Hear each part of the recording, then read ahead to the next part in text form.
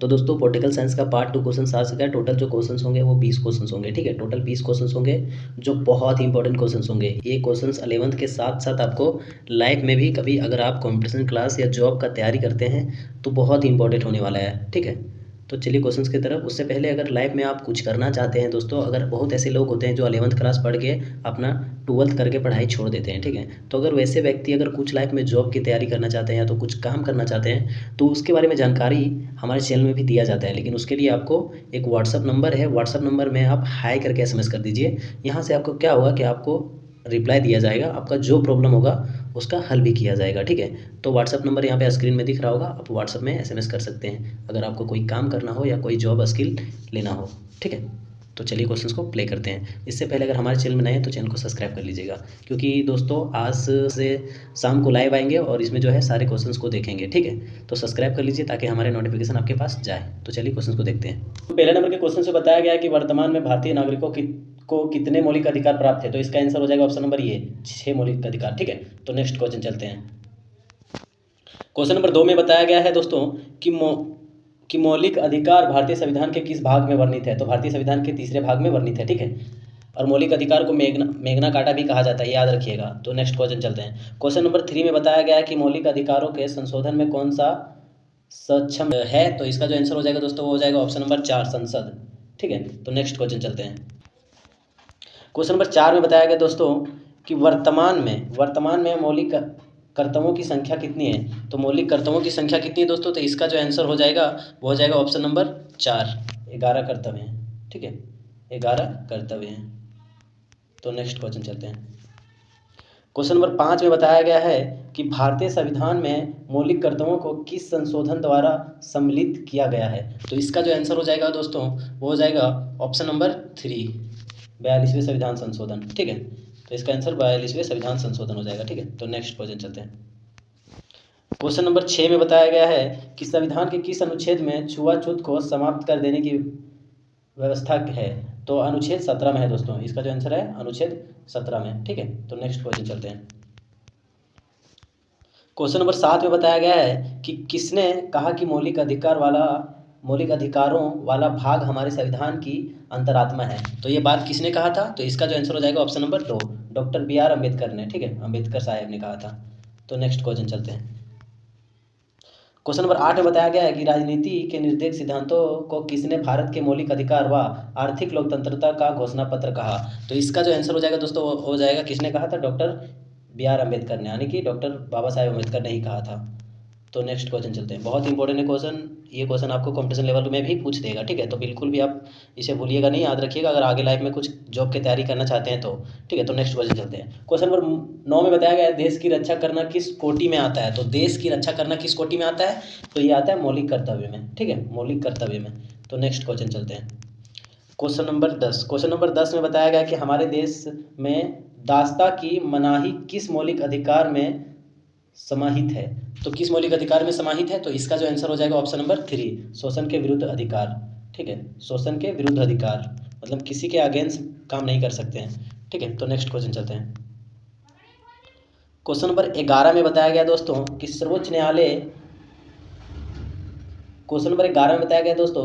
न्यायालय किस महत्वपूर्ण निर्णय में कहा गया है कि हमारे मौलिक कर्तव्यों में कोई कटौती नहीं की जा सकती है। मतलब मौलिक कर्तव्यों में कोई कटौती नहीं की जा सकती है। ये कब कहा। जो आंसर हो जाएगा वो हो जाएगा गोलकनाथ केस, ठीक है, गोलकनाथ केस। तो दोस्तों जैसे कि देखिए गोलकनाथ, अगर आपको पूछ दे कि गोलकनाथ केस कब आया था तो कब आया था। तो 1967 में एक जो मौलिक अधिकार में केस आया था केशवानंद भारती। ये अधिकतर क्वेश्चन देखने को मिलता है एग्जाम में। केशवानंद भारती कब आया था 1973 में, बहुत इंपॉर्टेंट है, ठीक है। तो नेक्स्ट क्वेश्चन चलते हैं। क्वेश्चन नंबर 12 में बताया गया है कि भारतीय संविधान में वर्णित इनमें से कौन सा अधिकार मौलिक अधिकार नहीं है। तो मौलिक अधिकार कौन नहीं है, स्वतंत्रता का अधिकार, संपत्ति का अधिकार, शोषण के विरुद्ध अधिकार, संवैधानिक उपचारों का अधिकार। तो इसका जो आंसर हो जाएगा दोस्तों वो कौन नहीं होगा। तो ये संपत्ति का अधिकार। एक्चुअल में क्या था दोस्तों कि पहले संपत्ति का अधिकार था आर्टिकल 31 में और आर्टिकल 19 में भी इसका चर्चा हुआ था, ठीक है। लेकिन संपत्ति का अधिकार जो है वो हटा दिया गया।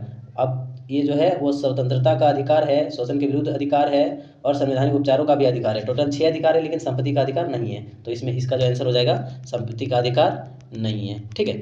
तो नेक्स्ट क्वेश्चन चलते हैं। क्वेश्चन नंबर 13 में बताया गया है कि भारत के संविधान में मौलिक अधिकार मूल संविधान का हिस्सा है। हाँ है। तो दोस्तों इसका जो आंसर हो जाएगा 13 नंबर का, तो 13 नंबर का जो आंसर होगा ऑप्शन नंबर ये, ठीक है, ऑप्शन नंबर ये इसका आंसर हो जाएगा। भारत के संविधान में मौलिक अधिकार है तो मूल संविधान का हिस्सा है, मतलब संविधान का जो है ना मूल्य हिस्सा है दोस्तों, सबसे महत्वपूर्ण हिस्सा मौलिक अधिकार, ठीक है। तो नेक्स्ट क्वेश्चन चलते हैं। क्वेश्चन नंबर 14 में बताया गया कि किस संविधान संशोधन के तहत संपत्ति के अधिकार को हटाया गया। तो इसका जो आंसर हो जाएगा दोस्तों वो हो जाएगा ऑप्शन नंबर 3, 44वें संविधान संशोधन, ठीक है। 44वें संविधान संशोधन बहुत इंपॉर्टेंट क्वेश्चन है दोस्तों। संपत्ति का अधिकार जो था पहले, लेकिन उसको हटा दिया गया है 44वें संविधान संशोधन में, ठीक है। तो नेक्स्ट क्वेश्चन चलते हैं। क्वेश्चन नंबर 15 में बताया गया है कि स्वतंत्रता पूर्व काल में किस दस्तावेज में नागरिकों को मौलिक अधिकारों का स्पष्ट वर्णन मिलता है। तो इसका जो आंसर हो जाएगा दोस्तों वो हो जाएगा ऑप्शन नंबर 2, ठीक है, 1928 की नेहरू रिपोर्ट में, ठीक है। तो नेक्स्ट क्वेश्चन चलते हैं।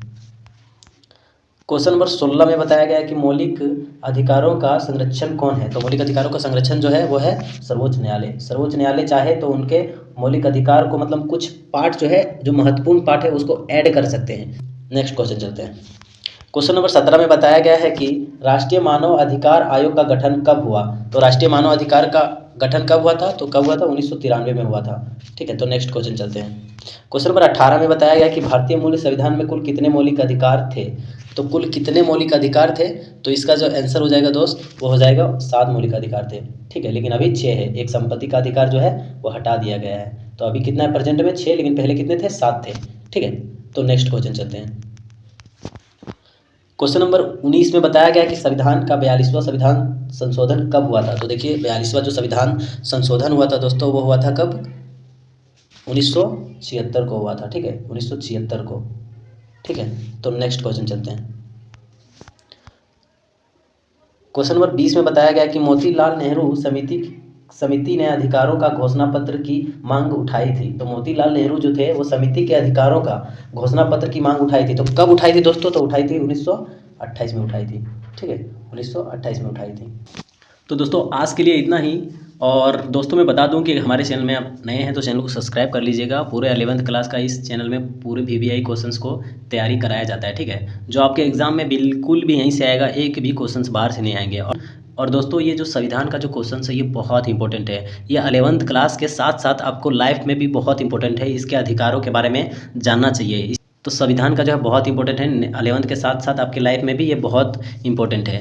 तो दोस्तों हमारे चैनल में अगर आप नए हैं तो चैनल को सब्सक्राइब जरूर कीजिएगा। 11th क्लास का पूरा VVI क्वेश्चन तैयारी कराया जाता है। तो आज के लिए इतना ही, फिर मिलते हैं किसी नेक्स्ट वीडियो में, तब तक के लिए धन्यवाद।